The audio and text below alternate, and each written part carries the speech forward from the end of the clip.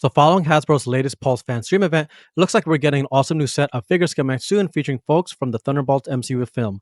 These figures look like they're all being released as 2-packs and feature 2 new sets of figures being released separately. So let's take a closer look and see what Hasbro has been cooking up for us. Hey, what's up, guys? This is Ben, and welcome back to the channel. So today I'll be diving into a new wave of Thunderbolts figures coming out soon from Hasbro Marvel Legends.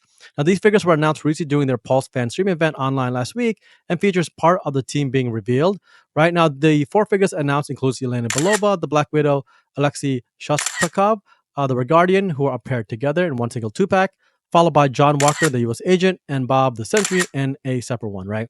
Now, we're still waiting for more Thunderbolts announcements that I'm sure Hasbro will be dropping soon, and maybe one of their upcoming set of reveals. So until then, we'll just have to give a wait see.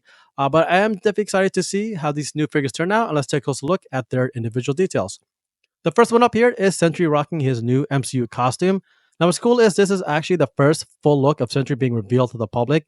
Funko did release their pop pictures, but you really couldn't see much of the costume just because just how that figure is.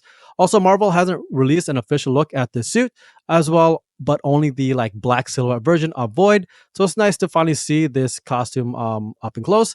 The design of the suit is pretty good and very comic accurate, which is nice, but the yellow color feels a little off to me.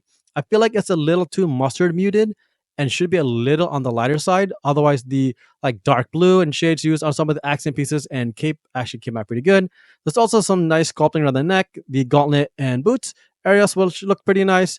The head mold itself looks pretty on target and has some decent likeness to the actor Louis Pullman. The expression does have him looking a little on the older side, but I'm hoping this is movie lore accurate. The details though look pretty good, especially on the cheeks and the chin area and kind of the sculpting of the lines they've done there. The body mold looks like it has some decent articulation, especially on the arms, allowing him to strike those static superhero poses. But unfortunately, he doesn't have any ab movement or butterfly joints. Right now, in terms of accessories, his set only comes with one, which is the pair of closed fists. So it's really lacking there, unfortunately. I am possibly thinking that they may release a variant edition in the future that's in black that may have additional accessories, but highly doubt it. And generally speaking, this one is okay. But it is a pretty decent looking figure so far, but definitely needs more accessories. But hopefully it is accurate to the character from the movie. Next one up here is Yelena Belova, aka the current Black Widow in the MCU. Now, this is the 4th iteration from Hasbro, and it has an immediate upgrade from a previous figure from the Hawkeye series, right? Over on Disney Plus. This is actually a brand new design for Yelena, one of which I haven't seen before in terms of costume, right? Typically, she's either in a white or a black, but is now rocking dark green for this film. It really kind of reminds me a lot of the dark green vest that she gave Natasha at the end of the Black Widow film. So its color is likely to keep that design more in line with it. Now, in terms of the overall color application, it looks pretty good. The dark green is fairly flat and featured on the entire costume, which makes sense, not really fading or mixed there. There is some darker tones that run on the side of her arm as well, which has decent separation and gives you a better look. Otherwise, the costume coloring itself looks pretty decent. Her head mold looks absolutely amazing though, especially when you compare it to her previous figure. I really like how they captured Florence Pugh's likeness here better than the previous version, and the hair sculpting looks great. She also has that nice accurate skin tone and roots on the hair, especially on the front side, which was applied nicely as well. As for the body mold, it's alright so far. Her thighs and legs do feel a little unproportionate though, they're all too thick and a little too straight for me. Also, she's missing ab and possibly waist movements as well. Now, in terms of accessories, her set is looking much more sharp here. It comes with those widow batons, a pair of closed fists, a pistol, and a knife. That's right, folks. She comes with weapons this time around, unlike her 3rd iteration. So overall, a much upgraded figure and kit that is an auto purchase for me once she becomes available. Next one up here is John Walker, aka US Agent. This is the 3rd iteration from Hasbro, which is looking pretty solid off the bat. The first version was a more comic accurate costume, while the second version was his suit taken from the Falcon and Winter Soldier TV series. Now, this 3rd version is more or less the same design to that of the 2nd generation, but it has some minor differences, right? It continues that black base color costume with the red and white patterns throughout it, but this time it's more weathered down. And I believe it's meant to give John Walker that use and abuse soldier look in the film. The paint application do look pretty solid though, right? The red used on his gloves and suit accents were delivered well and have a little lighter tone to them. I also like how they easily incorporated those weathered effects without making like feel too abrased or anything that's worn too overly worn down, right?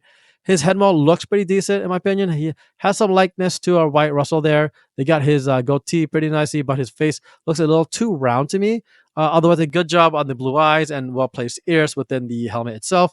As for the body mold, it looks better in terms of articulation versus Sentry and Yelena so far, which is good.